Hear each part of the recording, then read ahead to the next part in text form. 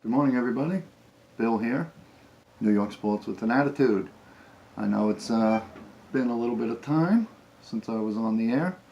I think I'm going to try and do maybe like a weekly show. It was off season for the Mets, and the Mets play just about every night, so I was doing a show just about every night. But I think I'll probably make it a weekly thing-ish from now on, depending on how things go. Life happens, stuff happens, whatever. But I think it's been close to 2 weeks since I was on, so let's do a quick recap on a few of the highlights over the last week and a half, 2 weeks. Start with the NFL, with our New York teams, and again, to me, Buffalo. I know it's in New York, but it feels like a Canadian thing, so I don't really talk about Buffalo, and there's not much to talk about with Buffalo anyway, so we'll see what happens with them, but basically, I just keep it with the Jets and the Giants for New York. Jets, 3-5 at the halfway mark. About what I thought they'd be, because I predicted they'd be about 6-10-ish for the season. So they're right on pace to where I thought they would be. I heard an interesting stat about the Jets this week. They're the only team in the NFL, quarterback, if you will, with Darnold, that hasn't thrown for 200 yards on the road. No 200-yard passing games on the road. They're the only team that hasn't done that. So Darnold's on the road at Miami today.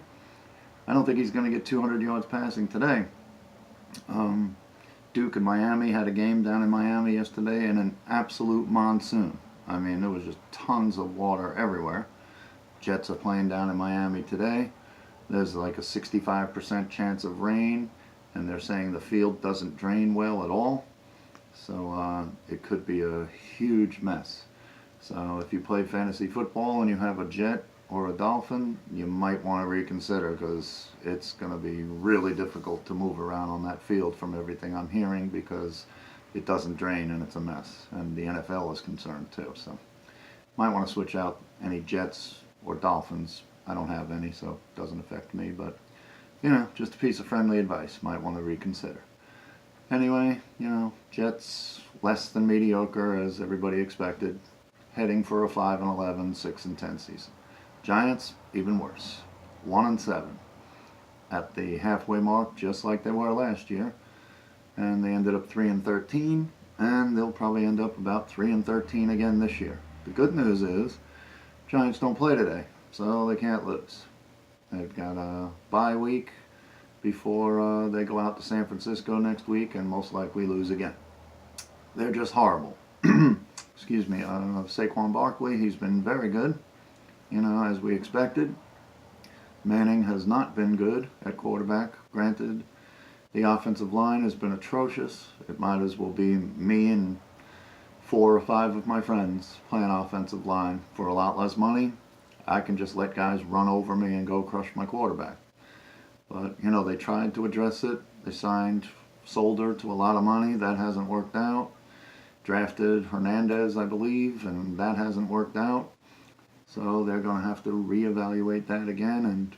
And as big an Eli Manning fan as I am, it may be time for him to consider retirement. And I did hear that his dad thinks that that's a possibility. Eli hasn't said anything that I know of. But his father said, he's kind of getting the feeling that that could be happening. So we'll see. He's had a great career, 2 championships.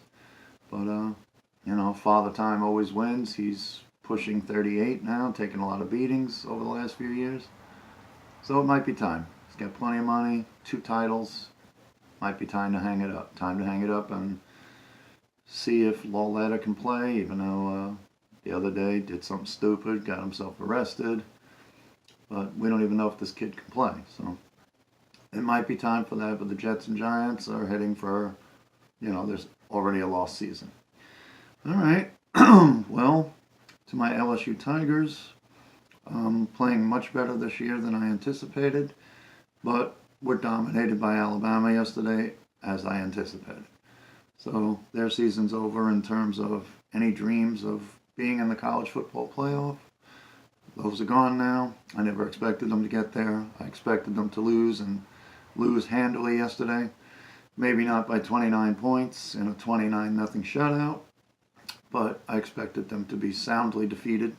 So I was disappointed, but not surprised. 3 games left. They can still, have a good season, hopefully win 10 and get a good bowl game, but, I never expected them to be in the playoff, never expected them to beat Alabama. Disappointed, but again, not surprised. And, we'll see. Alabama's just the best. They're great. And as long as Nick Saban stays there, they're going to continue to dominate the SEC and probably dominate college football as well.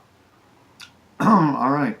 It's very early in the hockey season, but I'm liking the standings in the Metropolitan Division. My Islanders are on top, 8-4-1, 17 points, and the Rangers are in the basement, 5-7-1 with 11 points. Now, granted, the Islanders got off to a quick start last year, then had a big losing streak like somewhere in the middle of the season, and ended up missing the playoffs by, 5 or 6 points or whatever it was. So it'll probably end up something similar this year. I'm not expecting much from them. When they lost Tavares, their best player, I figured it would be a rough season. Playing very well the first 13 games, but, still have 67 games to go or whatever. So we'll see. Hopefully they won't get that big losing streak. But, I'm happy with the standings right now. And my Ranger friends and family, I'm enjoying it while I can, because you'll probably catch me sometime in the near future. But I'm enjoying the standings right now while I can do that. If you're into the NBA, I've kind of lost interest in the NBA pretty much the last few years, for whatever reasons, just not really feeling the NBA. But the Knicks are 3-6. If you're interested, I believe the Brooklyn Nets are 3-6 as well. I believe neither team is going anywhere. They'll end up near the bottom of the conference standings if you're into that. But I'm not really feeling the NBA right now. College football, NFL football. That's really what I'm focused on, but just figured I'd throw that out there. If you were interested, Knicks and Nets not going anywhere. But they're both, I believe, 3-6. I know the Knicks are. I think the Nets are 3-6 too. But, that's the quick brush through of the NBA. I wanted to get to, before I end, one baseball note for the Mets. They're still talking about trying to sign DeGrom long term. That time may have passed now. I mean, you've had the last year or two. Obviously, this year he was Cy Young worthy, and I said through most of the season with a losing record, DeGrom has no chance of winning the Cy Young award, and I still believe that to this day. But he ended up 10-9. Obviously, not a losing record. 10 wins, that's the bad thing, though. Now, granted, he should have had 20, 23 wins, I don't know, and only like 3 or 4 losses, maybe. And there would have been no hesitation. It would have been unanimous. But with 10 wins, I'm not sure he's going to get it. I'm still hearing he's the front runner and whatever, and I certainly hope he wins. He was the best pitcher in baseball, no question in my mind. Just a bad bullpen and extremely inconsistent offense, especially when he was on the mound. Excuse me, kept him to only 10 wins and gave him 9 losses, and when he should have had 2 or 3 at most, probably. But, he was fantastic. He's 30 years old. So I get you don't want to give him a 7 or 8 year contract. Give him 4. And I'll give you something in comparison. Okay? The Phillies just signed Jake Arrieta. 3 years, $75 million. Nice contract with an option for a 4th or 5th year. 4th and 5th year. He's 32. 2 years older than DeGrom, and you saw this year which one was better. DeGrom was much better than Arrieta. Arrieta's 2 years older and got a 3-year, $75 million deal. So how about giving DeGrom 4 years, $100 million? I think you might be able to get it if he wants to stay with the Mets. Obviously, the Mets have him under control for 2 more years. So you know, he's not going to be a free agent until he's 32. He might want to get, you know, while he's hot right now, he might want, if he wants to stay with the Mets, which I hope he does, he might want to take a longer term deal. Give him 4 years, $100 million with an option for a fifth year. If he wants to stay with the Mets, he'll probably take that.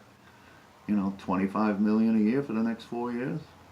You know, he'll probably take that. Obviously, he's shown what he means to the Mets and what he's capable of doing. As long as he stays healthy, you're not going to regret that contract. But that time may have passed. I hope not. You know, we have him for 2 more years and he may walk for nothing. I don't know.